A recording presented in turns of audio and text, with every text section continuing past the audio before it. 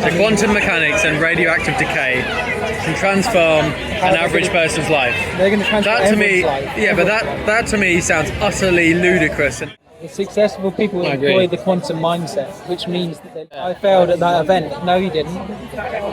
What failure and success means is, did you...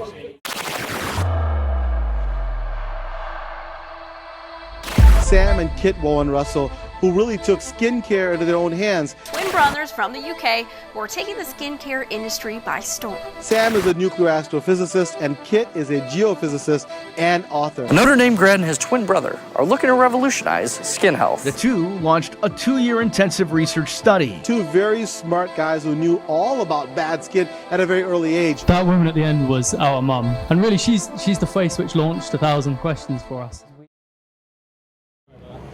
Right, Sam, it's Easter Monday. How's my podcast? What's our first video called? Can you remember? I challenged my twin to change my life using physics. That's brilliant. Can you give us quantum physics? Yeah, people love it. No, but quantum physics is becoming this word which people throw around nowadays. So people seem to love it, don't they? Yeah. They love the idea of quantum physics, even though often they don't really understand what it means. A long video, and also the podcast, which I think we've got about 20 episodes of the podcast, haven't we?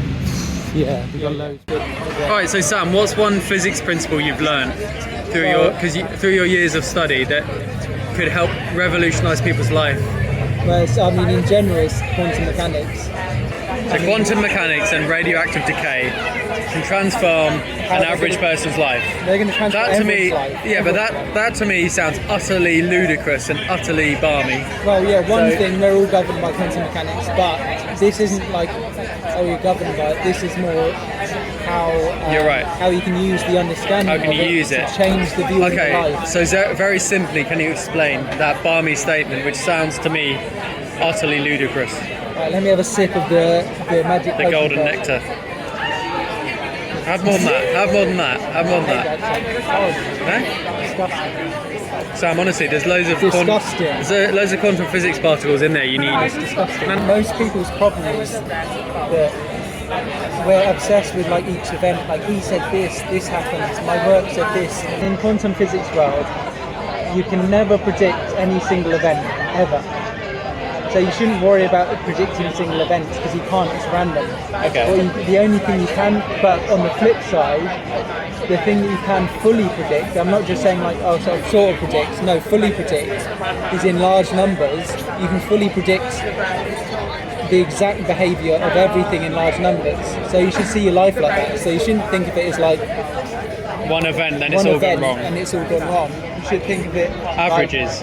Well, averages, statistical averages. And so what this does is not only does it free you up from talking about the ins and the outs of each event and then changing your behaviour on it, it also means that you're excited to do more of that thing. So most people, they have one event, like you see, one bad thing happens and then you're scared to do that one thing again. You're like, I'm not good at this because I tried it once and I did this. So how does radioactive decay help you prove that point?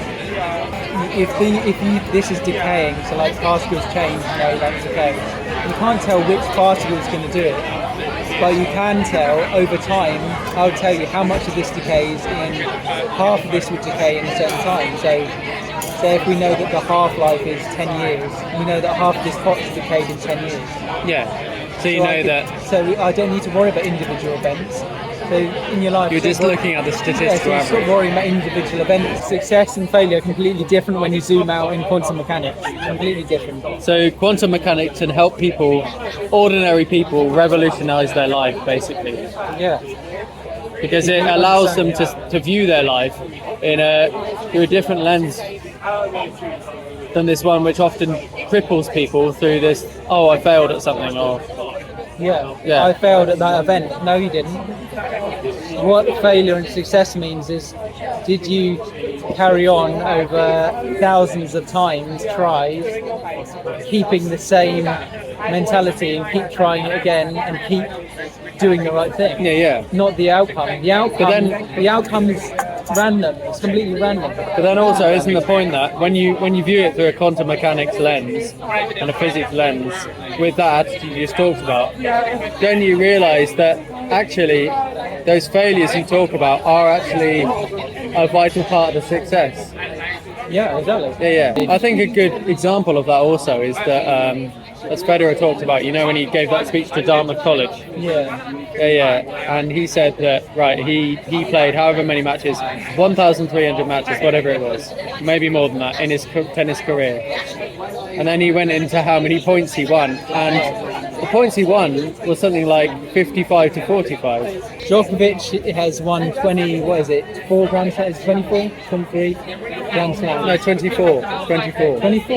Yeah, Nadal's on 22, Federer's on 20. That's amazing. That's insane. But anyway, he's won 24. He lost, 47% of all of the points he played. Yeah. But he lost 47%. He was the best player ever. The best player ever. So he was lost, losing consistently. So But I think tennis is a he good... paid like hundreds of thousands, if not millions. Yeah, exactly. Of points. And you don't... Also, if you 5 gave up hours. after saying, right, I lost 1 point there, Yeah. I'm a failure. I lost a point in tennis, I must be a failure. And Federer would have gone to work on a construction site long ago. Or what? The point is that the But what do you successful think? people, Yeah. the successful people, yes, they have ability at the top, but a lot of people have ability. The successful people I employ agree. the quantum mindset, which means that they look at the richness and they don't And look the at these average. individual events, they look at the average, and the average frees them up to say, if I just do the right thing thousands of times over and over again, I'm going to get better. Yeah, exactly. So what... A funny question, Sam. What do you think... What's up? What happens? What? They look really funny. This is a fun place. Oh no, I love it. That's my favourite place. Kit found the world's first mechanism for measuring skin health. If we hadn't done physics and deriving from first principles, yeah. we wouldn't have done that, would we? Yeah. You wouldn't have sat there and done it if you go, oh no, well, let's just take everything as it is and this is how skin is measured. And now you help people build their skin microbiome.